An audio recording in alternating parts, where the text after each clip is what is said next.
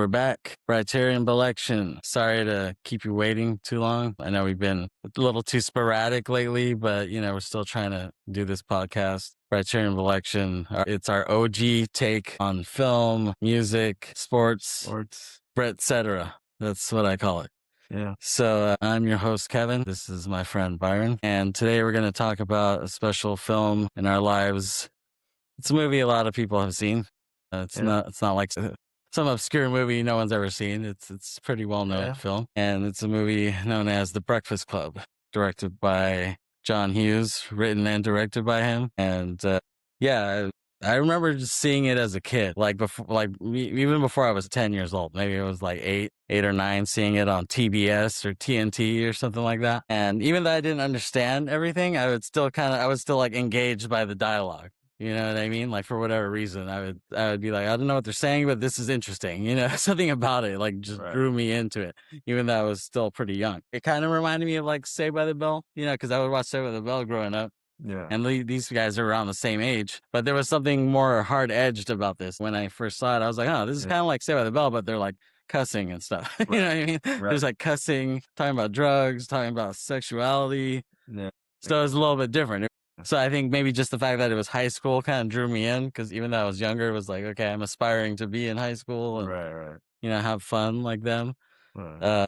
But this was pretty different from Saved by the Bell. So yeah, that's where I first would see it. Is that how you saw it too, or how did you first see it? Yeah, I don't remember how old I was. I was still young, so I would say grade school maybe. Probably the same age, like 8, 9? Yeah, I'm guessing around there. That's funny. It's funny that we saw it around that same time. Yeah. Yeah, we're big John Hughes fans, right? Yeah. So Weird Science, Ferris Bueller, Home Alone, Vacation. Yeah, I mean, all that shit. I was kind of looking through my DVD collection, and I was like, okay, Breakfast Club. I was like, okay, yeah, that seems good. We're both John Hughes fans, so why not? And yeah, I mean, he was great. And not just, he didn't direct everything he wrote, but he wrote a lot of great shit, you know? Because he pretty much ran the 80s, because he wrote Vacation. That was really his first thing. That was great. Yeah, exactly. Yeah. I mean, they even remade it. It was such a good movie. Vacations, actually. He wrote that, but Harold Ramis directed it. Harold Ramis, the actor and director, he plays Egon on Ghostbusters too. Right. But he was a director too.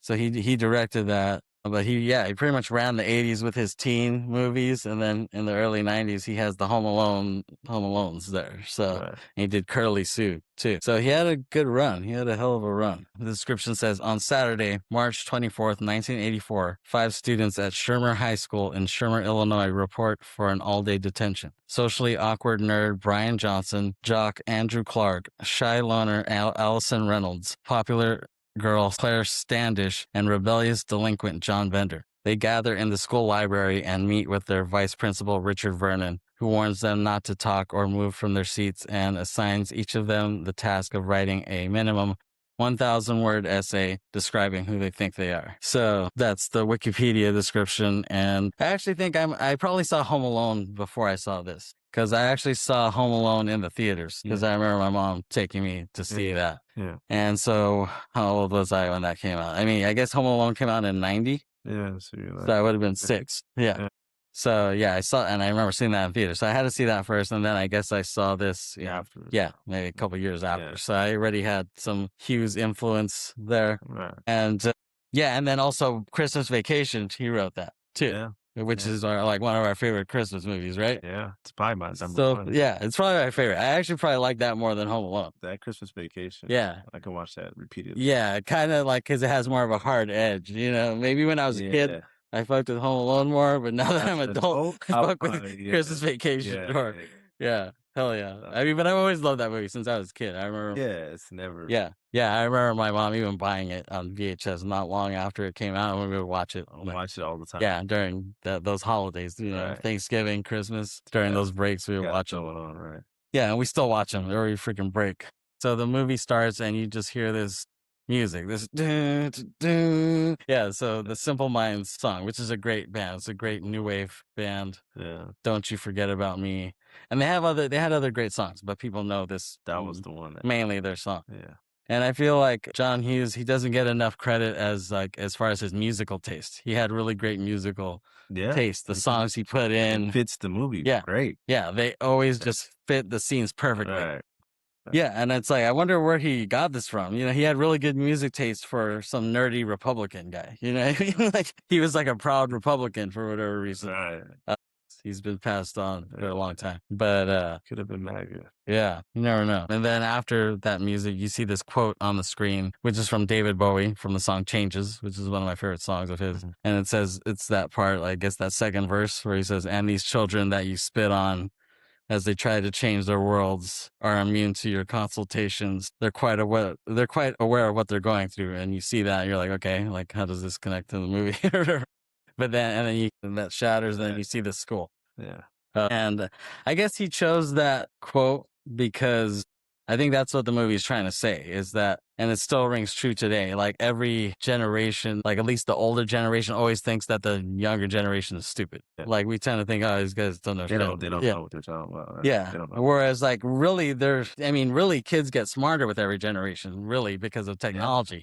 They know more than the previous generation because they're just building on that. So they're dumb, but they're smart. You know what I mean? Like they're stupid, but they're smarter at the same time. And then we hear Brian's voice on the soundtrack. He kind of narrates the first part. So Brian, played by Anthony Michael Hall, he's the nerd. Who went on to be a big thing in the 80s. Yeah.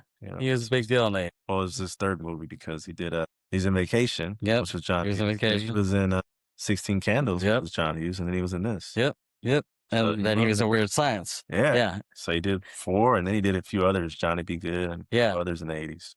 And he actually wanted him for his other parts. He's like, he wanted him in Pretty in Pink. He wanted him as the Ducky role. He just didn't make it. I guess he rejected him. Like he didn't want to be typecast. Right. I guess is what he was kept the ball rolling. And that's a classic in exactly. right? Pretty in Pink. So. And he wanted him for Ferris Bueller, actually. Yeah, let me kind of separate myself from you after a while, right? But then it's like, when you look at it, his career didn't end up that great anyway. He took it. At least he had more classics under his Right. He tried to stop it. Yeah. But it's like, it wasn't like you went on to be this big old... Yeah. Because I think the damage had been done. That's right. You might as well do every John Hughes movie. Yeah. I don't know if he could have done as good a job as Matthew Broderick in that role. I feel like Matthew Broderick just killed. And I think roles are meant to be. Yeah, roles end up the way they're supposed to. Yeah. We've talked a lot about some actors didn't take a role and it landed it, but I think the way it was supposed to be is because of who played it. Yeah.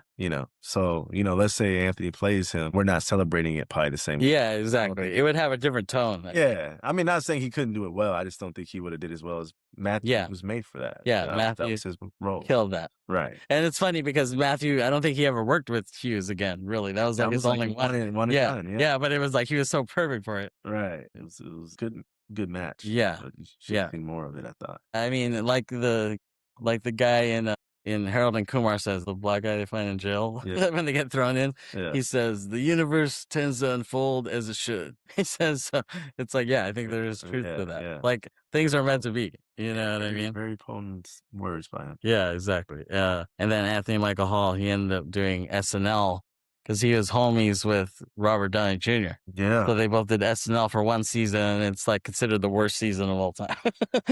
Yeah. And then you got Keenan from Keenan and Kel, who did it, I think, the longest. He's been on it for 25 years. What the hell? At least you have something as your staple. Well, really, his staple is obviously Good Burger, the movie. But outside of that and the show he had with Keenan and Kel, the show, he's known not for his movies, he's known more for SNL now. Yeah, exactly.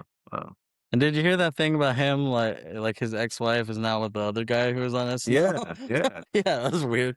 Yeah. Yeah, that was very weird. But I mean, I think I saw Dr. Umar talking about that, and he's kind of happened though. He's like, "That's what you get for bunny hoppers."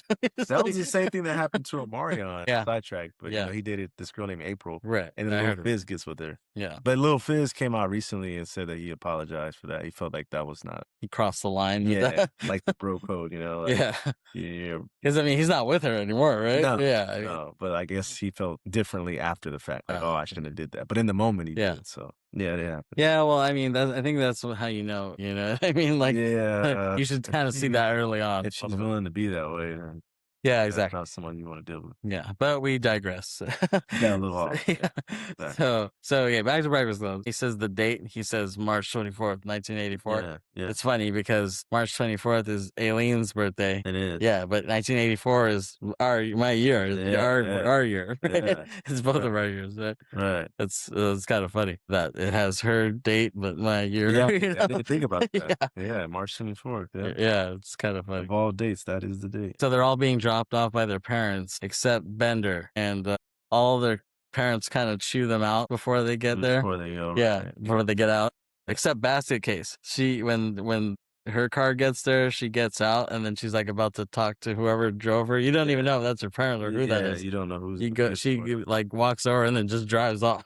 You can just hear the car screeching away. Yeah, that's weird. Yeah, I mean, I guess they're just trying to show that they kind of have more stable families. The families who got a talking to, I think so. Their families are more stable, whereas Bender and Basket Case, there was no stability with households. Right? Yeah, and I love how the car almost hits Bender as he's walking. Like, you remember that? He's walking and the car's like it's like an inch away from him, but he just keeps walking. He doesn't even like get scared or anything. I love that. It's hilarious. Yeah. Yeah, it's pretty funny. They all sit in the library for detention, which is really a Saturday school. Did you ever have Saturday school? I think once. Do you remember what you got it for? Or no, I think it was in middle school. Really? I was a pretty good student, so right. It was either Saturday school or detention. I don't remember which one, but I got one of them one time, and it was around like 7th grade or something. Yeah, it's funny. I don't think I got detention at all in high school. I got it maybe like 3 or 4 times in middle school for random reasons, but in high school I got Saturday school twice. Like, wow. No, once wasn't good enough. Yeah, the first one was in 9th grade. I remember, and it was because my English teacher caught me cheating on this other kid, other friend's paper. Right. So I got Saturday school because of that. And then I got one, I think, my senior year. So I bookended my high school starting Saturday school. I got none in the middle years. Yeah, 10th and 11th. Senior year. Yeah, I don't even remember what the hell I even got that one for. It was like random. It was just like, they were just go to Saturday school just for old time's sake. We just go out. We just need you in there. One more time, before you leave. Yeah. Memory for you. Exactly. So the principal comes in and tells them they have to stay over 8 hours and think about how they fucked up. Yeah. They can't talk. They can't move. Yeah. And he's like, any questions? And Bender says, yeah. Does Barry Manilow know you raided his wardrobe? And he says, you'll get the answer to that next week, young man. And now here's the great line that I love, where he's like, don't mess with the bull, young man. You get the horns. Like he says, I like that part. Horns. Yeah. And I always used to say that stupidly. I'd just say that randomly. I'm just like, don't mess with the bull, young man. You get the horns. Like, I would just say that as a non sequitur. So we see their little quirks. We see Basket Case. She bites her nails. Brian talks to himself and sticks a pencil up his nose. Bender sees that, and then he sees Claire, and he's trying to get her attention by throwing a crumpled paper. And then he does the riff from Cream with his mouth, with Sunshine of Your Love, which I love that song. So him knowing that song, that makes him cool. That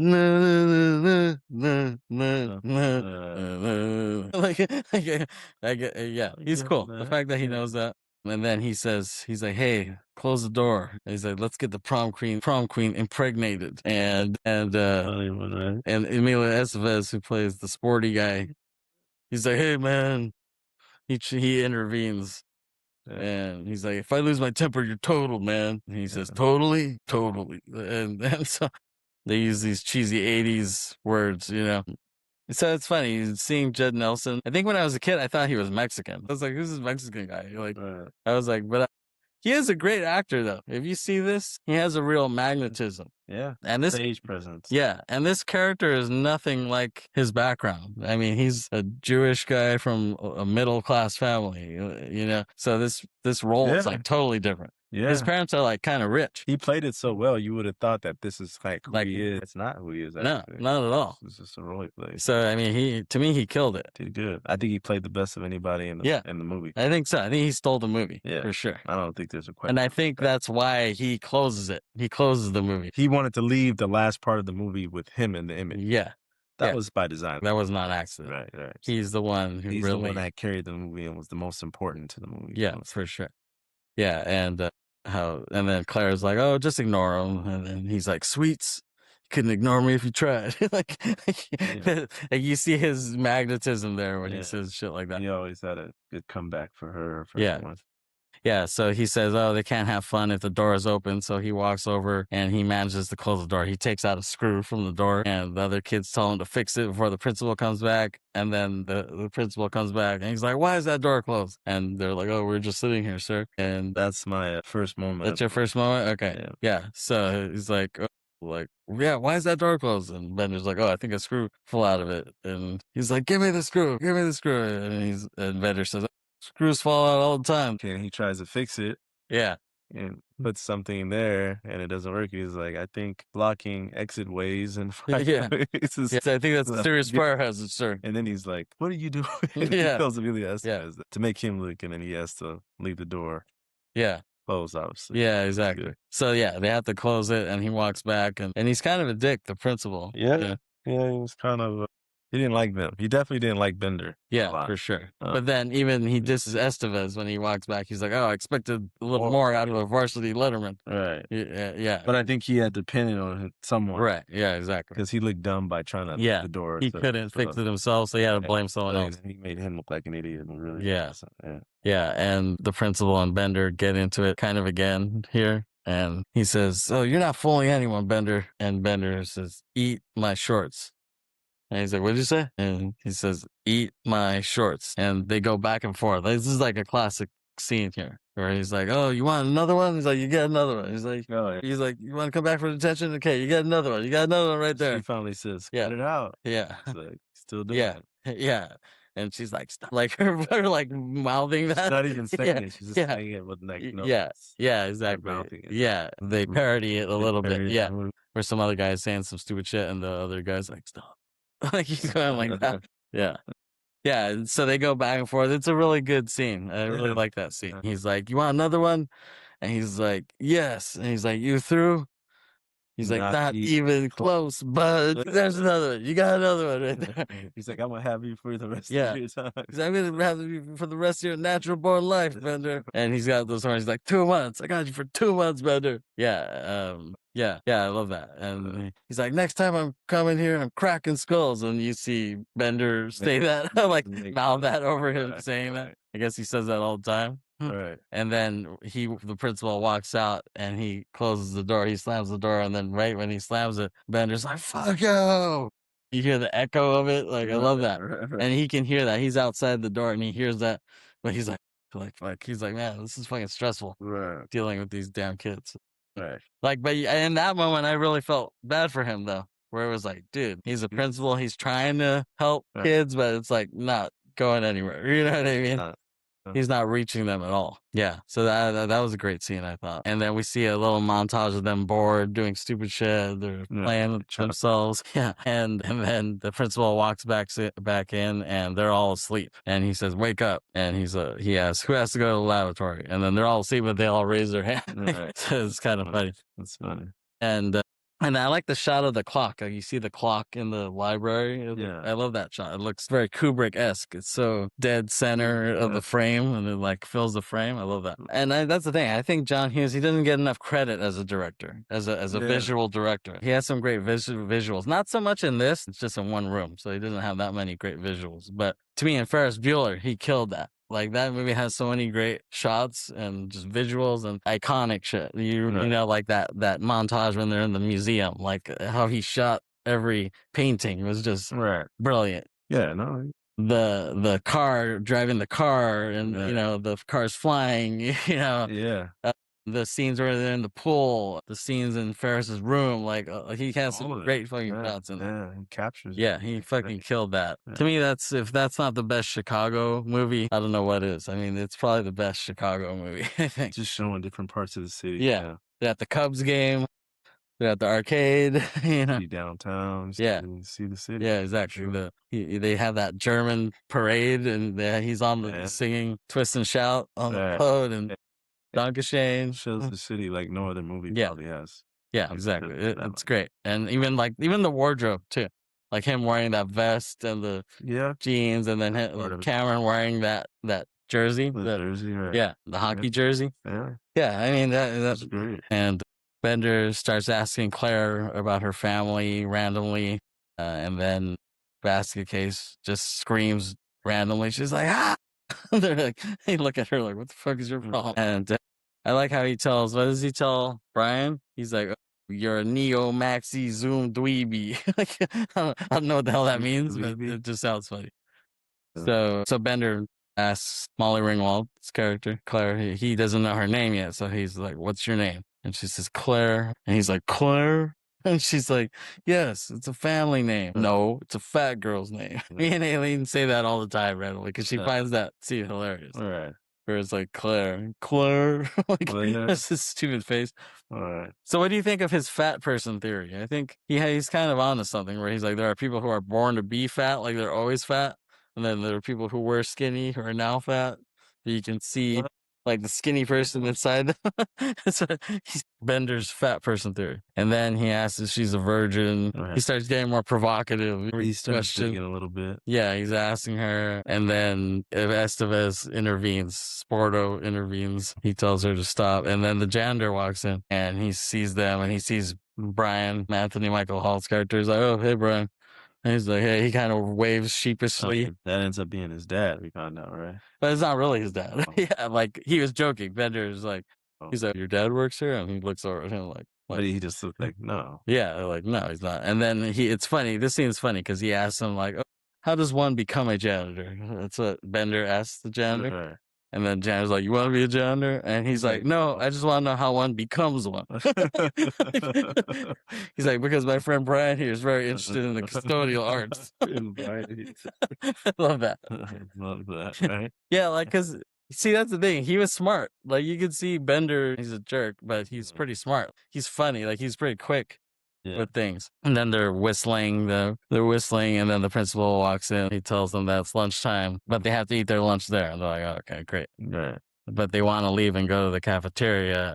And he's like, no. But then they say they want drinks. And they're like, okay, fine. So Bender was like, oh, I'll go. And he's like, no, not you. Hell no. And he's like, you. He tells Estevez. Yeah. And he's like, and you. And he points to Basket Case. And so they're like, okay, I guess we'll go get the drinks. And so they're walking to get the drinks, and it's just kind of awkward. And Sporto asks her, so what's your poison? And she just looks at him like, okay. And he's like, what do you drink? And she doesn't answer, though. It's just awkward. But that's the first time I ever heard poison. Did you ever hear that before? Like, before you saw that, like, what's your poison? Like, what's your drink? Yeah. In terms of drinking. Yeah, I never heard that before. So I was like, poison? What the hell is that? That was new. The only poison I knew was Belle Biv DeVoe. Yeah, up to that point. Yeah. But then she tells him that she drinks vodka. And he's like, oh, vodka? Is that why you're here? And then she just asks, oh, why are you here? But he's kind of vague. He doesn't tell. Yeah. He just says, I'm here because my dad expects me to be perfect. And she's like, okay. Like, I don't know what that means, but all right. And then back in the library, Bender, he's looking through some encyclopedia or something. And he says, Claire, you want to see a guy with elephantitis of the nuts? Yeah. I guess he saw something in the book that had that. And then Bender starts asking Brian. He's like, hey, Brian, like, have you ever gotten laid? And he's like, oh, I've laid plenty of times. And he's like, who? And he's like, oh, well, she lives in Niagara Falls. You wouldn't know her. And then he's like, okay, like anyone around here? And then Brian does this thing where he kind of points or something. And then he's like, oh, so you and Claire? And then Claire's like, hey, what the hell are you talking about? And he's like, oh, nothing. And then he's like, Brian's saying, besides the numerous women in the Niagara Falls area, he's like, you and him have hooked up. Yeah. And then she's like, what? That's bullshit. And he's like, no, like, and then he's like, oh, well, why were you motioning to Claire, though? He likes to stir shit up. Right. Yeah, so you and Claire are riding the hobby horse. That's what he says. And then, and so he's like, oh, well, like, but Claire's getting pissed off because he knows he's lying. He's like, oh, I just didn't want to know that I'm a virgin. And she's like, that's fine. I think that's fine. And he's like, it is? And she's like, yeah. And he's like, okay. But it was like the first time when I was a kid seeing stuff like that because they didn't talk about virginity. Okay, like, I'm starting to see what high school is really like now. Right. Saved by the Bell was a more sanitized version of it. Right. So then it's lunchtime, and they all have weird lunches. Yeah. Claire eats sushi, which I guess that fits her. She's supposed to be kind of upper middle class. Right. So she eats sushi, basket case, eats a sandwich, and she puts chips on her sandwich, and then she flings the ham, and it lands on the statue, which is funny. And then Bender sees Brian's lunch, and it's this perfect Leave It to Beaver lunch, has like all the food groups you could want. And then, but Bender is like, he can't believe it. It's so white. He's like, here's a scene at Brian's house, and he reenacts this Leave It to Beaver scene. He's like, how was your day? Yeah, you remember what he says? Well, great, Dad, or something like that? Yeah. Can't remember. He's like, how are you, son? He's like, swell, Dad. And then he's like, oh, isn't our son great? And isn't life great? And yeah, he reenacts this whole Leave It to Beaver type of thing. Yeah. And initially, Brian, they kind of find it funny, but then they start, he's kind of being an asshole by showing that. Right. Like he thinks just everyone else's life is perfect. So then, Estevez, he kind of takes offense to that, seeing that. And he's like, okay, so what's a day like at your house like? Right. Huh? And then he's like, stupid, worthless, no good, goddamn freeload son of a bitch. Yeah. And he's like, you forgot ugly, lazy, shut up, bitch, fix me some turkey pot pie. And he's like, what about you, Dad? He's like, fuck you. No, what about you, Dad? Fuck you. What about you, Dad? Fuck you. And then Sporto, he's like, that's bullshit. I don't believe it. He's like, yeah, it's just an act. He's like, just to fit your image. And he's like, you don't believe it? And he's like, did I stutter? That's what Estevez says. And then he's like, okay, yeah, let me show you this. And he pulls up his sleeve. Shows him. And he shows a scar. He's like, you see this? He's like, did I stutter? He's like, this is about the size of a cigar, right? He's like, this is what you get when you spill paint in the garage. And he's like, now Estevez feels stupid because he thought he was full of shit. Yeah. Right. But yeah, he really.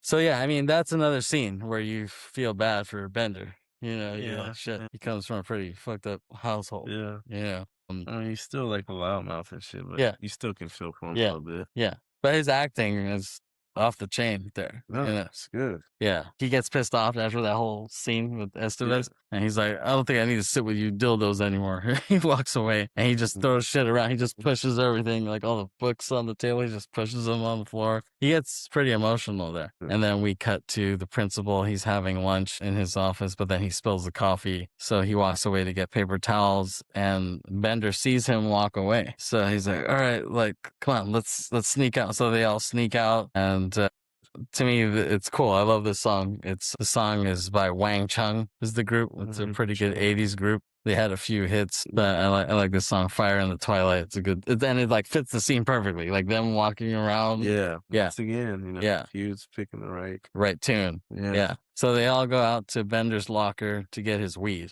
right? Like they go there, like, what are we doing here? He's like, oh, I need my doobage, is what he says. Yeah. And they turn the hallway and they see Principal Dick there. So like, oh shit. So they have to go the other way. Yeah. And it's a cool little scene. Great music montage. But they reach this locked area. There's like a gate that's locked and they can't go through. They're like, shit. They realize they're screwed now. So then Bender was like, oh, I'll take the rap for this. I'll take the heat and you guys go back. So he kind of sacrifices himself for them, but it's like, he's already in trouble. You know, what more is it going to hurt, you know? He'll just take it, Yeah. I mean, they have at least better reputations to uphold than him, you know? Yeah, like he already hates him. So like, whatever he does. We'll just take whatever he's doing. So he creates a distraction by running out and he's singing so they can go back to the library. And he's like, I want to be first page.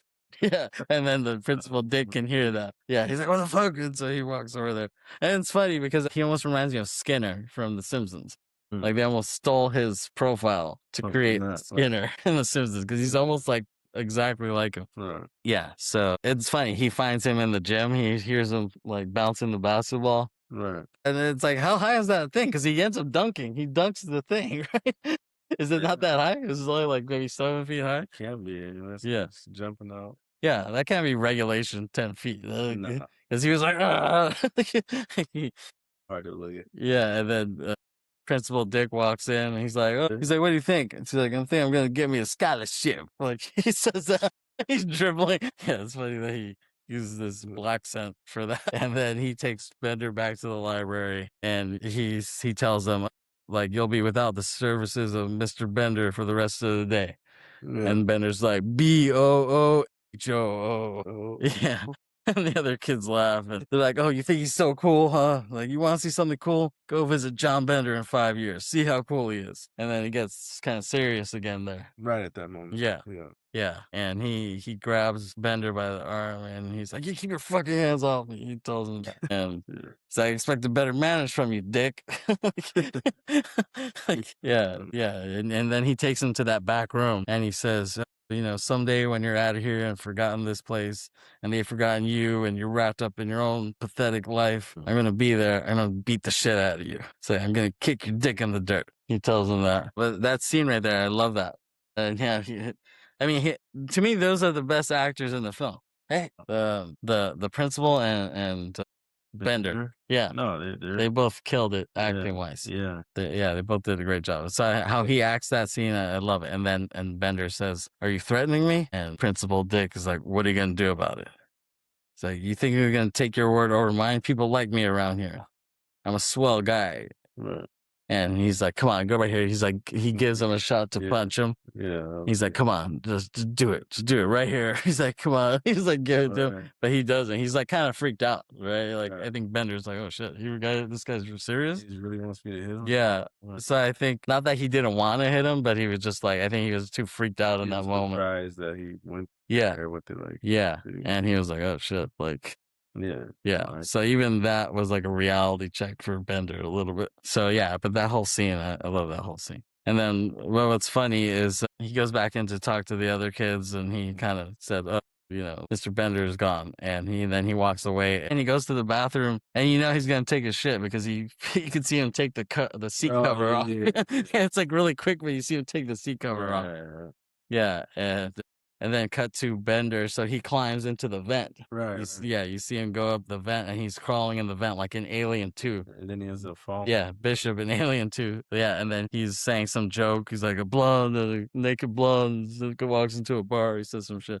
Mm-hmm. And then, he crashes through the wall and falls down. And, he falls in the library, and then the principal can hear that. He's like, shit. So he gets out of the bathroom and walks over there, and then Bender gets there and hides under Claire's table. No, that's right. Yeah, and then Principal Dick walks in. He's like, what was that ruckus? And they're like, what ruckus? And he's like, I heard a ruckus. All this ruckus reminds me of Wu-Tang. You're like, bring the motherfucking ruckus. Yeah. They're like, he's like, yeah, I always thought that was funny. Like, what was that ruckus? He's like, what ruckus? Like, there was no ruckus.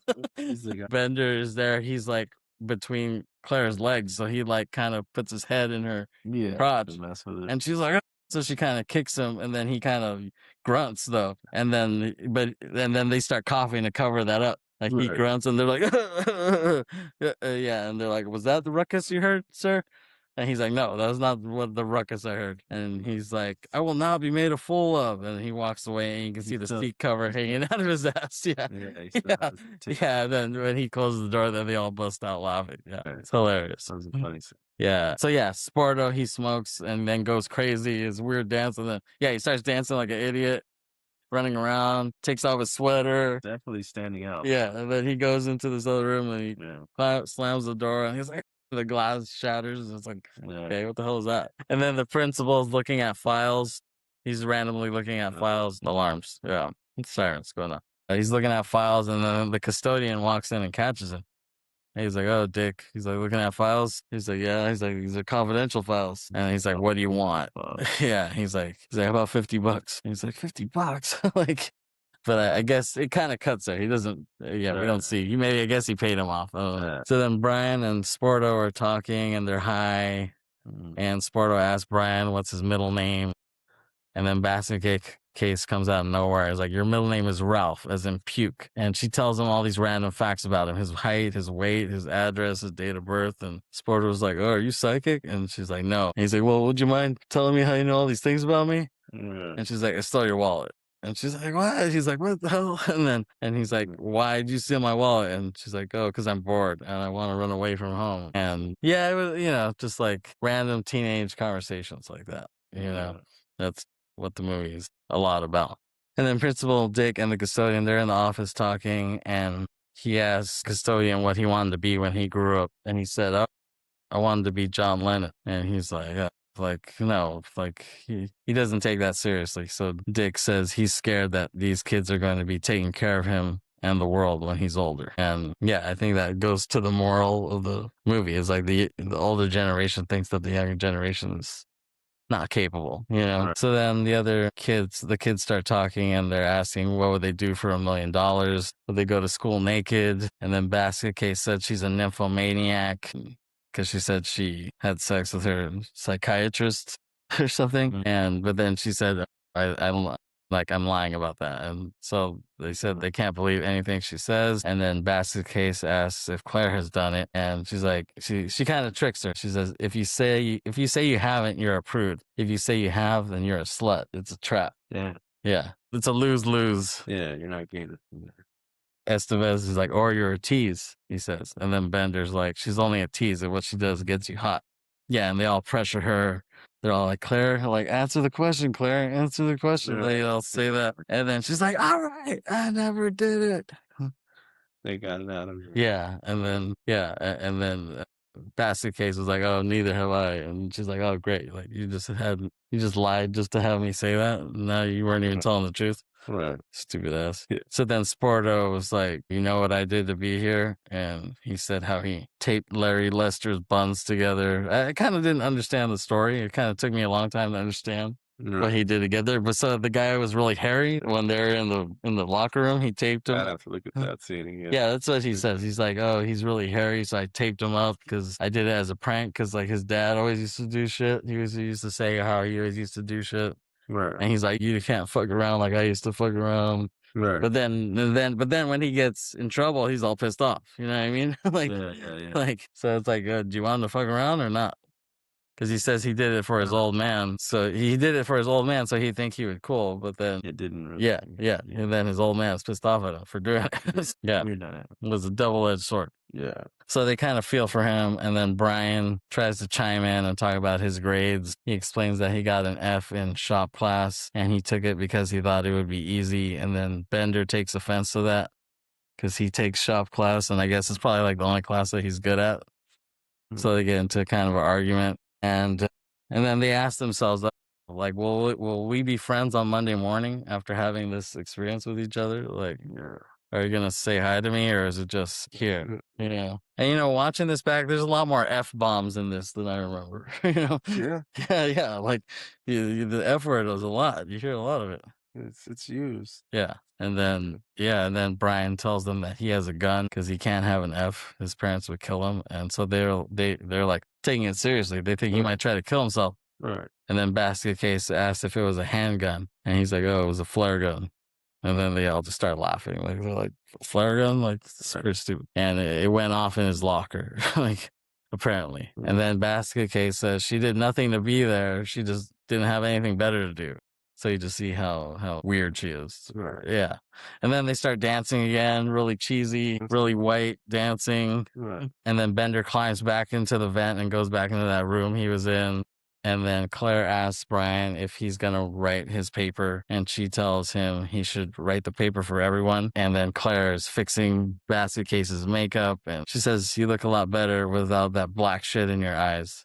And she's like, hey, I like that black shit. Right. And then Claire goes to the room that Bender is in, and yeah, and then Basket Case comes out with her makeover, and like Estevez is like, oh my God, look. Yeah, he's really like tripped out by it. He's like, yeah, I kind of liked her better before that, like before her makeover. Yeah, because I think she was in her element. Yeah, like she was more who she is, right? Right.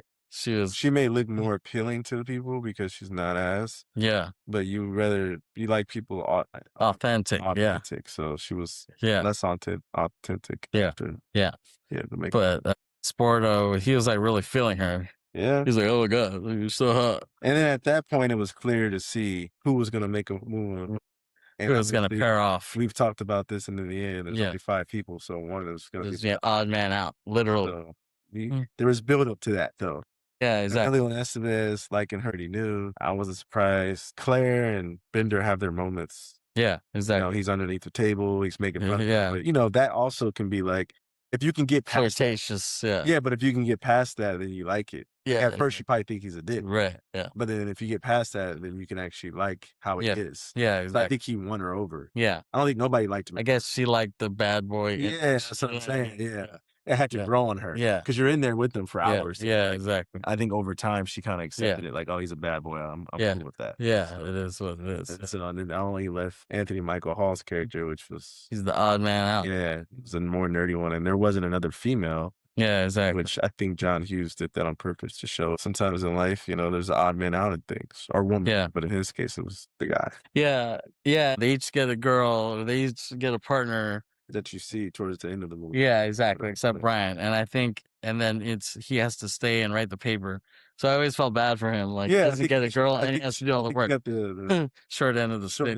Michael Hall. I think John Hughes wanted him to get that. Yeah. So he wrote the movie. So yeah, he wanted to show, I think, for the audience, that's how it goes. Yeah. But I think he chose him because he was the nerdier one. Yeah. It would make sense to show Judd Nelson's character like that. Yeah. It would make sense to show like the geeky nerdy kid that wants you to write and not get the girl. Yeah, exactly. So I understand why he did it. Yeah. I remember hearing an interview with him. He was like, so the reason that he doesn't get the girl and he has to do all the work is why. He says, because that character was me. He's like, that character was me. He's like, I was the nerdy kid. I didn't get the girl. So he wanted to show himself. Yeah. Yeah, exactly. We didn't know that, but saying that's what he revealed. Yeah. He was saying the Brian character is based on me. He's like, I was the nerd I'm kid. the one that didn't get to play the nerdy one. Yeah. So Exactly. I wanted to put an image of myself. Yeah. Yeah, exactly. Pretty cool. Yeah. I like that answer. Yeah. So that's really why he did it. And so and so they're leaving. It's the end of the day. They're leaving, and the janitor says bye to them, and Bender says, "See you next Saturday." Yeah, and then the two couples, they kiss outside, and they're like making out like right in front of their parents in the car. Yeah. Like when the parents be like, "Hey, what the fuck are you doing?" It's almost like they didn't care that they saw that. Yeah, like I'm gonna kiss you in front of your dad or your mom or your dad. So. I'd be like, "What the fuck are you doing?" Don't do it in front of us. Yeah, yeah, exactly. Get in the car. Especially now with this random ass dude. Right, right. You might have question marks about the guys. Right, yeah. I want him to kiss on her. Yeah, and then Claire gives Bender her earring. Yeah, kind of weird. But she was weird like that anyway. So that was her way of showing like, hey, I like you. Yeah. You can have this, whatever. Yeah. And then they kiss again. And and then she gets in the car. And then you have Emilio Estevez's character. Yeah. Basket. Yeah, they're macking.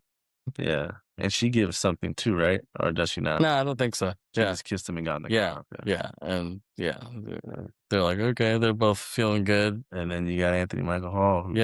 We hear him on the voiceover again, like in the beginning. Like he's talking, narrating it again. Yeah. So he keeps it short and sweet. He explains like the ending of it. He said we still really don't know why we had to spend Yeah. But they really got to know each other over the hours of that day. I think the sum of the movie is that like spending time with people from all different walks could be a good thing. Yeah. And it was for a bad circumstance. Yeah. You guys had to come together because it's Saturday school. Right, exactly. But at the end of the day, if you didn't do this, when you walked around campus, they wouldn't say nothing to each other because you didn't have to. Yeah. And, you judge people. She would have judged him as, I don't like him because he's an asshole. Yeah.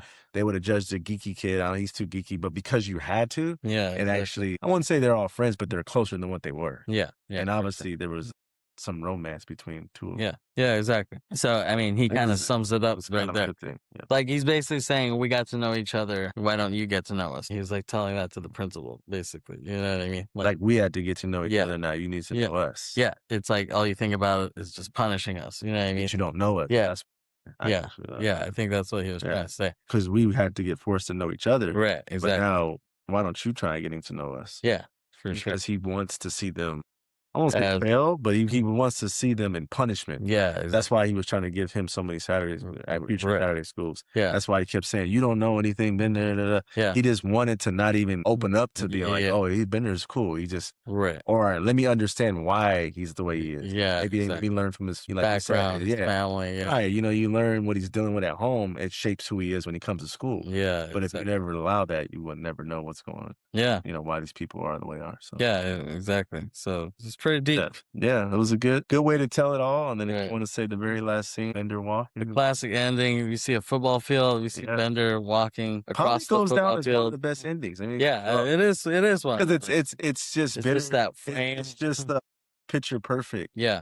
Like it captures the school element. walking across the football field, and then you catch him with an ironic, hand fist, just, so it's one of the best, I would say, endings. Maybe not of all time, but at least in the 80s, maybe. And that time frame is one of the best endings. Coming of age 80s movies, that's I the best. would say, and I think you would agree with me. Yeah, I would agree with that for sure. And it's kind of funny that he does that, because it's like, he walks and he's just like, he's right. When you think about it, it's like, dude, you just had Saturday school. You had a pretty shitty day. It makes it seem like he won. Yeah. When you win, you put your arm up, yeah, I'm a champion. Yeah.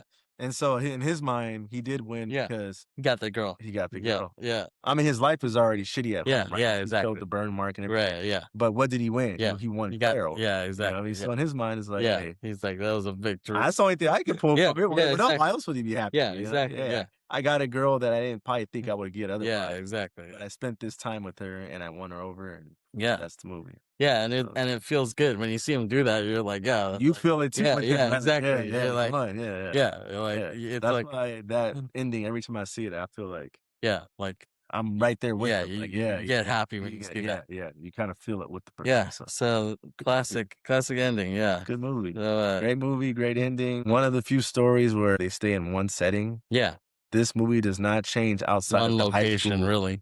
And like I said, I feel movies are hard to pull off like that. Mm-hmm. But this one, because of how the characters were and the characters he picked, he pulled it off. Because location also gives diversity, right? Yeah. You get tired of looking. If we just shot something here for 2 hours, we would have to be really good. Right. Because the viewer wants to see a change. Yeah. How your mind works. You don't want to see the same. Yeah. It was just monotonous scene. Yeah. Great acting, great dialogue. Those actors had to do more because there wasn't enough, changes going on. Yeah, exactly. Yeah. And the movie, it grossed $51.5 million. And in that time, that was probably like 2-3 times. Yeah, exactly. What it would be today. You know what I'm saying? Yeah, and it was only a $1 million budget. So he definitely won over. Yes, for the 85. Came out. So yeah, exactly, and earned acclaim from critics, who consider it to be one of Hughes' most memorable and recognized works. It's considered a classic of the 80s. Some people consider it a classic just in general. Yeah, exactly. And it's classic for those actors. Yeah. They were all part of some of their best work. Others movies, but that's probably a lot of that is their peak. Yeah. For sure. They peaked early. Those 3 movies, Pretty in Pink, that one, 16 Candles, he peaked with, Weird Science. Yeah. This could be Judd's peak. It probably is Judd. Yeah.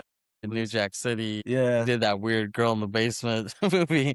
That was weird. Right. And he showed you a different side. Yeah. A dark character. Right. So these are all moments for them, and it's kind of crazy that they peaked early. Yeah, for sure. Or a lot of them did. Michael Anthony Hall, I think he's known for Dead Zone outside of this, which he tried to do other shit. And he did more in there. He did like Edward Scissorhands and stuff. Yeah, but nothing in the '90s came close to what what he did. Yeah, so that's why he peaked early. Yeah, exactly. And that's fine. At least he had a good peak. Yeah, meaning he had a run. He had 3, 4, 5 movies where it was like.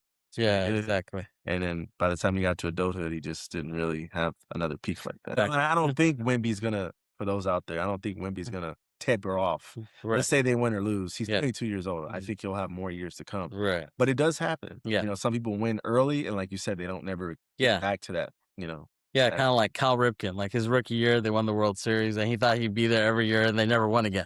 You know what I mean? What happens? Yeah. That kind of sucks. Yeah. You don't want to peak too early. Exactly. In life, he wasn't. In rap, he peaked. In his career, he peaked early. Right. But the reason why I'm saying that is in life, he was like 27, 28. Yeah. So he was almost 30. But in rap, he started his career when he was 27, 30. Yeah. As far as albums. Yeah. He had been rapping like 92. But the Marshall Mathers and the first Slim Shady LP came out when he was like 27, 28. Yeah. Same thing like Jay-Z. Yeah. So they kind of peaked by their second, third, fourth album. They're already 30 years old. Yeah. So they're not old, but they're not necessarily young anymore either. So that's a good middle age, to peak. But some of these other people are peaking really, really early. Yeah. So it happens. And I think part of it has to do because of this movie and the other movies like St. Elmo's Fire. And this guy did an article at that time where he was typecasted. Yeah. And we talked about that's why he turned down roles that Hughes was offering him. And I think in hindsight, he should have taken him because he didn't peak any other time. Yeah, exactly. But as a kid, he didn't know that. So he just didn't want to. Yeah. He was trying to prevent it, but he didn't realize that would be his only peak. So if that was your only peak, you should, just like Kevin Durant. Yeah. he went to all these other teams. But in my case, he hasn't won. So you should have just stayed in Golden State and won more. You know, if you were going to peak there and you knew that you were going to win with Brooklyn, Phoenix, and now Houston, I think you're just better off staying with Curry and winning more championships. Yeah, exactly. You were going to win another one, probably. You kept that team together. I mean, you at least would have won when they won that second one. You would have been there for that. Exactly. That would have gave you 30. Yeah, exactly. Yeah, but they probably would have won others even before that. Would have won at least 2 more. Yeah, because you were going to win that year with Kawhi. You just got hurt. Yeah, exactly. Stuff and Klay Thompson. They could have won 2020. They could have won 2020. They should have had a 3-peat. Yeah, and then maybe a 4 or 5. I don't know. That would have been crazy. But yeah, exactly. Yeah, but no one was going to stop them. That's what we were saying. Yeah, they were unstoppable until the injuries came, and then Kevin left. Rest history. And I recommend Breakfast Club to any young kid. But I think a classic is a classic. I say that. Yeah. You'll still feel the goodness of it. Yeah. I don't think it will hit as much if you weren't born of that time frame. Yeah. But I still recommend it. Yeah, I agree. That's my thought. I think it's universal. I think it will still live on even if technology has changed. But something great is a time step, meaning it's great in any era. Yeah. You just would feel it more if you were around in that era. Yeah, exactly. Yeah, but it's great regardless. Yeah. You'll still feel like this was good acting. It's a good story. Good music. Good music. There was no fail to it, to be honest with you. Yeah, exactly. The music was good. The choosing of the actors was good. The one location worked. Off the top of my head, I can't pick anything that John Hughes. Yeah. Yeah, I think maybe the only thing is just a little bit of 80s like cheesiness of it. Yeah, So, that was great. Well done. Yeah. Yeah. Great rating. Yeah. All right, that was the Breakfast Club. Thank you, Byron, for joining me. It's been great again. Yep. Thank you for listening. Thank you for watching. And all I can say is la la la la la la la la. Thank you. See you next time. Briterion Bollection. Peace out. Peace out.